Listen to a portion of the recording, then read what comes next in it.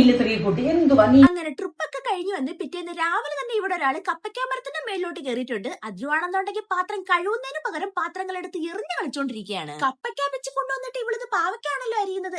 അതെന്തായാലും അമ്മ അടുക്കളയിൽ നല്ല മുട്ടക്കറിയൊക്കെ വെക്കുന്നുണ്ട്. എനിക്കാണെന്നുണ്ടെങ്കിൽ ഇവിടെ വന്നു കഴിഞ്ഞാൽ പിന്നെ ഫുൾ റെസ്റ്റ് ആണല്ലോ. പിന്നെ എപ്പോഴത്തേം പോലെ തന്നെ ഇന്നും കുറച്ച് സൺകിസ്റ്റ് നെത്തോലി കിട്ടിയിട്ടുണ്ട്. കിട്ടിയ പാടതിന് എന്നാത്ത മീൻ എടുത്തോണ്ട് വൃത്തിയാക്കാൻ ഇറങ്ങി. അടങ്ങിയില്ല സ്ത്രീക്കുട്ടി, എന്തുവാ നീ ഉള്ള കുഞ്ഞുങ്ങളാണത്? അത് പിന്നെ അമ്മയുടെ വായിരിക്കുന്നത് കേൾക്കുന്ന എനിക്കൊരു പുത്തരിയേ അല്ല. കേട്ട് കേട്ട് ഞാൻ തഴമ്പിച്ചു. അങ്ങനെ അതും കേട്ട് മനസ്സ് നിറഞ്ഞ നല്ല അപ്പം മുട്ടക്കറിയൊക്കെ കൂട്ടി ബ്രേക്ക്ഫാസ്റ്റും കഴിച്ചിട്ട് കുറച്ചു നേരം കൂടെ റെസ്റ്റ് എടുക്കാതെ വിചാരിച്ചപ്പോഴത്തേക്ക് എനിക്കൊരു കുഞ്ഞു പണി കിട്ടി. എന്താന്നല്ലേ, കറിക്കാട്ടൊരു വഴുതനങ്ങ തീയൽ വെച്ചാലോ ഞാൻ അങ്ങോട്ട് ചോദിച്ചപ്പോ അതിനെന്താ മോള് തന്നെ വെച്ചോന്ന് അമ്മ ഇങ്ങോട്ട് പറഞ്ഞു. എനിക്ക് എന്തിന്റെ കേടായിരുന്നോ എന്തോ, എന്തെങ്കിലും തരുത് വാങ്ങിച്ചു തിന്നോണ്ട് അവിടെ ഇരുന്നാ മതിയായിരുന്നു. പിന്നെ നാം തന്നെ ഗോതയിലേക്ക് ഇറങ്ങി തീയലും മീൻ വറുത്തതും ഒക്കെ ഉണ്ടാക്കി അമ്മ അടുപ്പിൽ നല്ല തോരനും മെഴുക്കുരട്ടിയും കൂടെ സെറ്റാക്കി ഞങ്ങൾ ഊണ് കഴിച്ചു. അപ്പോക്കെ ബൈ.